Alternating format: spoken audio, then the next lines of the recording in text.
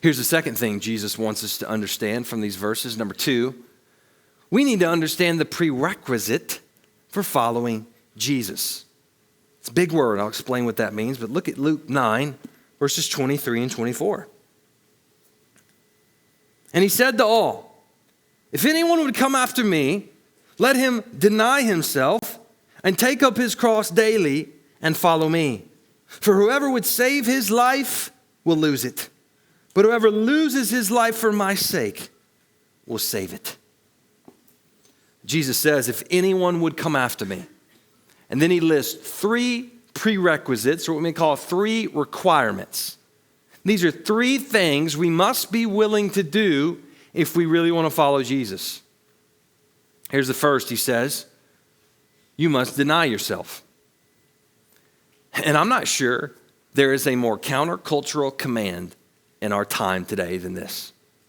The idea of denying self is radical regardless of time and culture.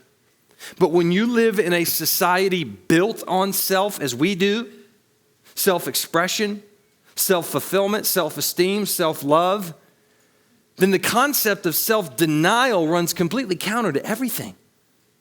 Like in our westernized, American, hyper-individualized culture, self is king. Self is everything. Self ultimately is God. We're told that we need to discover self, improve self, love self, and then express self. So to then say to someone, deny yourself. That's insane. According to the world, that's basically suicide. You're losing yourself. Your individuality in the world's eyes, you're ceasing to exist if you deny yourself. Is that what Jesus wants? Does he want to just completely erase who we are as individuals and make us all into some kind of robots? Not exactly. A helpful way to think of self-denial is like this. Everyone has a king. Someone or something they follow and worship and order their lives around. And for most people, that king is themselves. They follow their own desires. They do what their self wants. So to deny self then is to take yourself off the throne of your life and instead make Jesus king of your life. You then serve him instead of yourself. You put his desires and his goals and his plans above your own.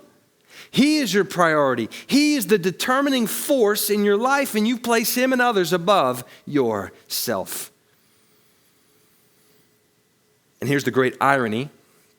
When it comes to self-denial, we see it in verse 24. Jesus said, for whoever would save his life will lose it. Whoever loses his life for my sake will save it. That's the irony. When you lose your life, you actually find it and save it. When you deny yourself, you don't cease to exist or become a mindless robot, but rather you find your true self, the self God created you to be. When you surrender to King Jesus, you become more free and more content and more fulfilled than you ever could be on your own with just yourself. So to follow Jesus, we must deny self. That's the first prereq. Here's the second. To follow Jesus, you must take up your cross daily. And if you thought the first one was tough, Jesus takes it up a notch here.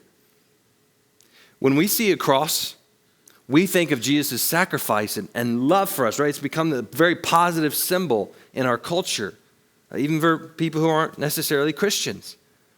But let's consider for a minute what a cross actually is.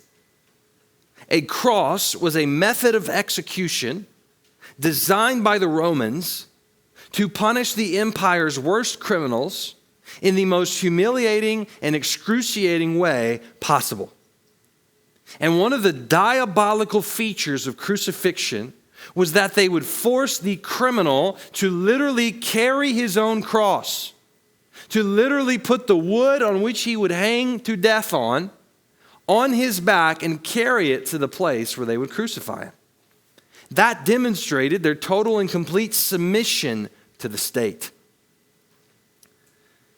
When Jesus said this to the disciples, that was the only image they had in their minds at this time. For them, crucifixion was the scariest, worst thing that could ever happen to someone in their time. They'd probably seen other Jewish people be crucified by the Roman government. If you told them that, hey, in 2,000 years ago, everybody will be wearing these crosses around their necks for jewelry, they would have thought that was crazy. So what they heard Jesus saying here is, if you want to follow me, take up your electric chair and carry it on your back for everybody to see. That's how extreme this would have sounded to their ears.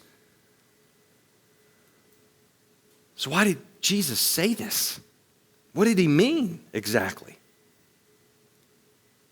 Well, to take up your cross means to be willing to give up everything in service to Jesus. It's to be completely submitted to him, even to the point of death. It's being willing to die, literally die for Jesus' sake. And most of the disciples did, in fact, die for his sake. But Jesus says we don't need to just do this one time. We need to do this daily. This is a daily surrender, a daily willingness to forsake everything for him, no matter the cost. So that's the second prerequisite. Take up your cross. And here's the third. Follow Jesus, you must follow him. I know that sounds funny, but in English, we miss the force of that phrase in the original language. The original verb there connotes a continual or ongoing commitment of following Jesus. So Jesus is saying, if you want to follow me, you've got to be prepared to keep following me all the way. This isn't just a one-time, half-hearted decision. This is all or nothing. This is for life. And that's why this one is countercultural as well. There are very few things we commit to today for life. There was a point in human history when most things were set in stone for you from a young age. As a kid, you pretty much knew where you were going to live, who you were going to marry, and what you were going to do for the rest of your life. Those things were generally permanent. That's not true anymore. And that's not necessarily a bad thing. It's nice to be able to get out of a bad job, pick your spouse, move to a new place, and cancel that subscription you didn't mean to sign up for. But this has led to a lack of commitment in society in general. We don't want to be tied down to anything because, well, what if something better comes along? You hear this on commercials and ads. They say, no contracts canceled anytime. And we've applied that philosophy to all of life. So how does that affect the way we approach Jesus? Well, we see it playing out in the church today. For some, Jesus is just another product to be used.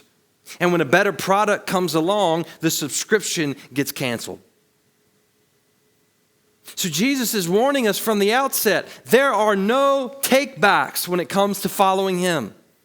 If you're not willing to do this for life, no matter what may come, no matter how hard it may get, then you should not come to him at all. So those are the three prerequisites of following Jesus. Deny self, take up your cross daily, and follow him for life. And if you've already committed to follow Jesus, then that's what you've committed to do. But I want to encourage us to consider these prerequisites as we call other people to follow Christ. A lot of times when we share Christ, and I'm guilty of this myself, we try to make it as palatable as possible. By that, I mean we try to highlight the really good parts. Jesus loves you, Jesus died for you, and you get to go to heaven. And we highlight those things for good reason because they're true. And we want the person we're sharing with to say yes to Jesus. But we got to make sure in sharing the benefits of following Jesus that we don't hide the cost, or that we don't downplay the level of commitment Jesus is asking for. The gospel is good news, but it's not to be accepted lightly. It's a free gift for all who would believe, but it will cost you everything. We've got to preach the full gospel. And yes, it may result in some people saying, no thanks.